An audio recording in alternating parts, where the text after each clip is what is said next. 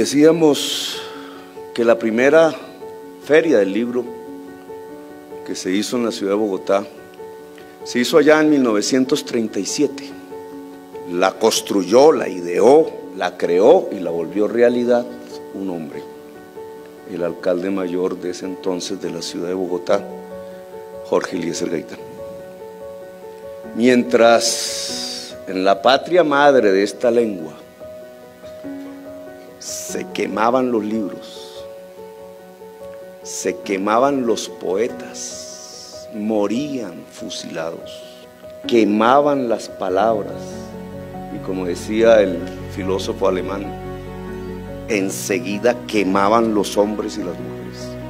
La muerte de la palabra era la muerte del ser humano.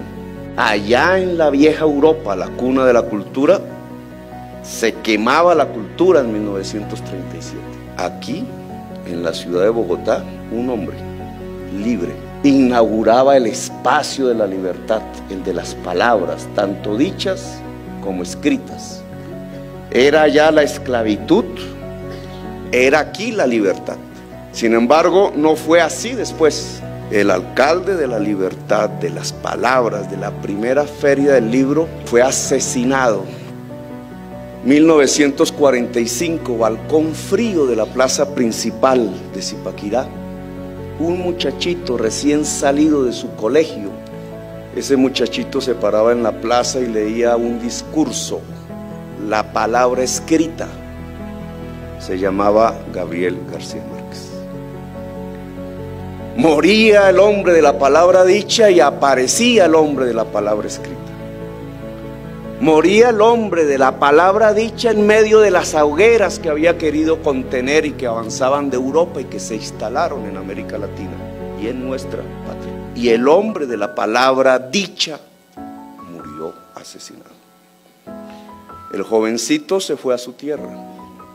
El hombre de la palabra escrita se fue al Caribe.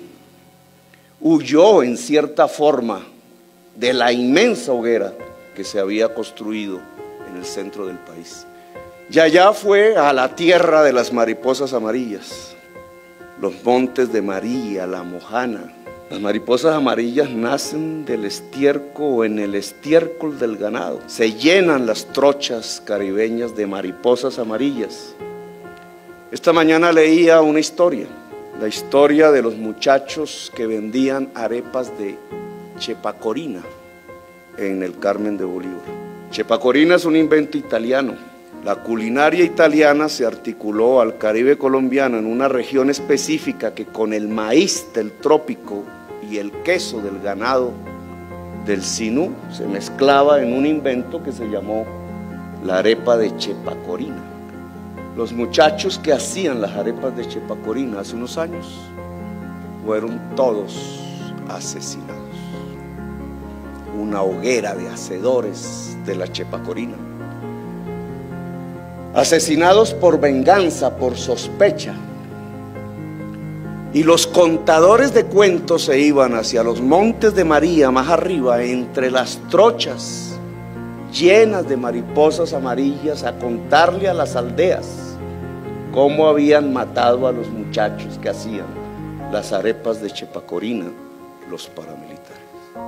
Hombres viejos, ajados por el sol, bajo esos sombreros hechos de palma, encima de asnos, de burros, de aldea en aldea, llevando los cuentos de la verdad.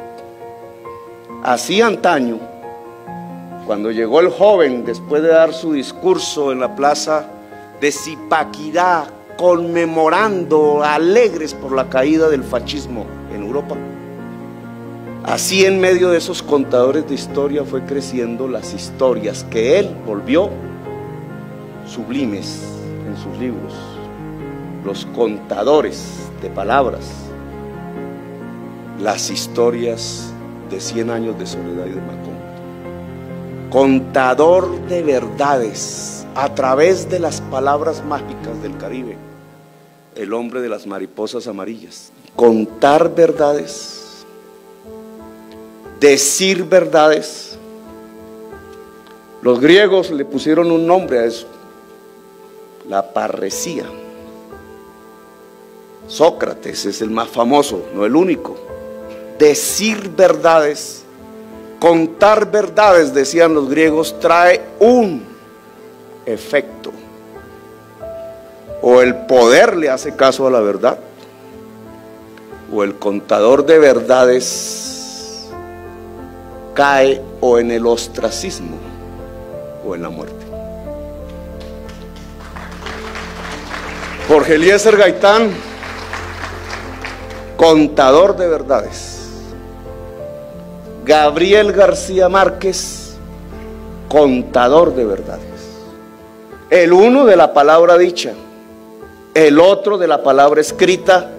¿Cómo puede resumirse la historia de Colombia solamente en estos dos nombres?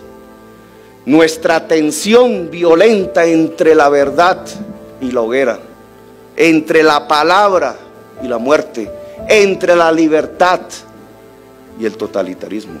No es la historia de Colombia, repetida y una y otra vez en este alma que sintetiza al fundador de esta feria, la del libro, y al hombre que acabamos de, no digo enterrar, pero de llorar, Gabriel García Márquez. No es nuestra esencia esa tensión inmensa entre la palabra y quien quiere quemar la palabra.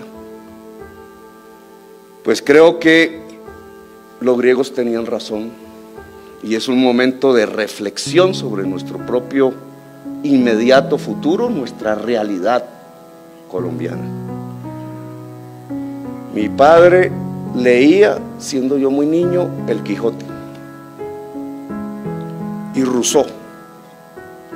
Y la mezcla del Quijote y Rousseau es terriblemente explosiva. Y después yo mismo, por seguir el ejemplo de un lector en mi casa, leí 100 años de soledad. Y tengo que decir que el segundo libro después de 100 años de soledad fue La ciudad y los perros. Y después, ahorrándome la plata del almuerzo que me daban para ir a la universidad, me compré Conversación en la Catedral y me hice revolucionario.